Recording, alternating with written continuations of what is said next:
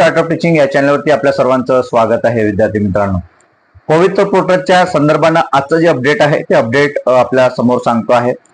आणि हा जो व्हिडिओ आहे हा व्हिडिओ फक्त अभियोग्यताधारक जे आहे, जे विद्यार्थी 1,70,000 विद्यार्थी त्यापेक्षा जास्त विद्यार्थ्यांनी ज्यांनी रजिस्ट्रेशन केलेलं आहे त्या सर्व विद्यार्थ्यांकरता हा व्हिडिओ आहे. आणि जे वाट बघत आहेत की कधी कधी पवित्र पोर्टलचं जे प्राधान्यक्रम आहे ते सुरू होईल आणि यावरती पाणी फिरताना आपल्याला दिसत आहे, ते म्हणजे काय तर जी मुदतवाढ आपल्याला काल मिळालेली आहे त्या मुदतवाढीच्या दृष्टीने हा व्हिडिओ बनवतो आहे.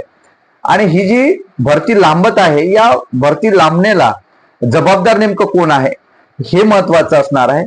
त्यात आपले स्वतःची भूमिका नेमकी काय असणार आहे, म्हणजे आपण एक अभियोग्यताधारक म्हणून आपण काय करतो आहोत, आपण स्वतःच्या सद्विवेक बुद्धीचा विचार करतो आहे का किंवा इतर विवेकाचा विचार करतो आहे का, हे सुद्धा अत्यंत महत्वाचं आहे.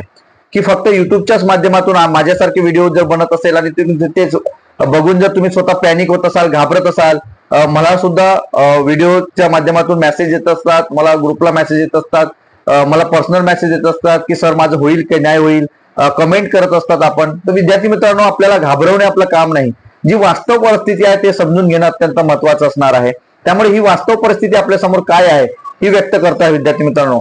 तत्पूर्वी माझ्या चॅनलला आपण पहिल्यांदा आले असाल तर माझ्या चॅनलला सबस्क्राईब करा, जेणेकरून येणारं कोणतेही जे अपडेट असेल ते अपडेट आपण आपल्या चॅनलला आपण सांगणार आहोत.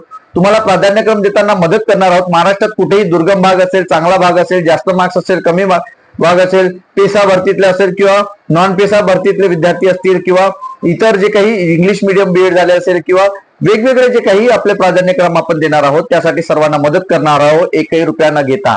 कारण आपण हे जे चॅनल चालवतो आहे हे चॅनल फक्त आणि फक्त पैशासाठी नाही, तर जी माहिती ऑथेंटिक आहे, जी माहिती आपल्या विद्यार्थ्यांपर्यंत पोहोचवणं आपलं गरज आहे. कारण जे विद्यार्थ्यांना माहिती आहे त्यांना युट्यूबच्या माध्यमातून नाही सांगतायत, नाही बोलतायत, नाही पटवून सांगतायत त्यांना, पण आम्हाला ते जमतं. त्या माध्यमातून आपल्या गरीब होतकरू तळागाळातील विद्यार्थी ज्या माध्यमातून कुठेतरी छोटा ना छोटी तरी नोकरी ही शिक्षक भरती माध्यमातून तो लागेल आणि कमीत कमी जरी मार्क्स असेल तरी त्यांना योग्य तो प्राधान्यक्रम देण्यासाठी फुकट मदत कसं करता येईल याच्यासाठी आम्ही काम करतो आहे.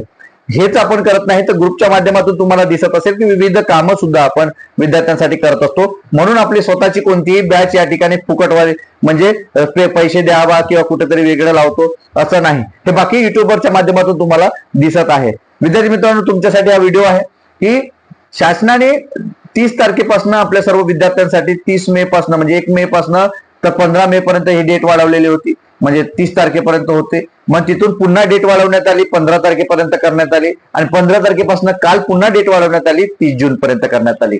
म्हणजे अशा पद्धतीने आपल्याला वेळ किती मिळालेला आहे, 2 महिने वेळ मिळालेला. 2 महिने अपेक्षित नव्हतं की आपल्याला आस्थापनांसाठी जाहिराती द्यायला 2 महिने वेळ देण्यात येणार आहे. मग ही अंतिम आहे का पुन्हा वाढू शकते? विद्यार्थी मित्रांनो, शासनाचा स्वतःवरती विश्वास नाही, दुसरी गोष्ट शासनाचा प्रशासनावरती विश्वास नाहीये. या का म्हणतोय?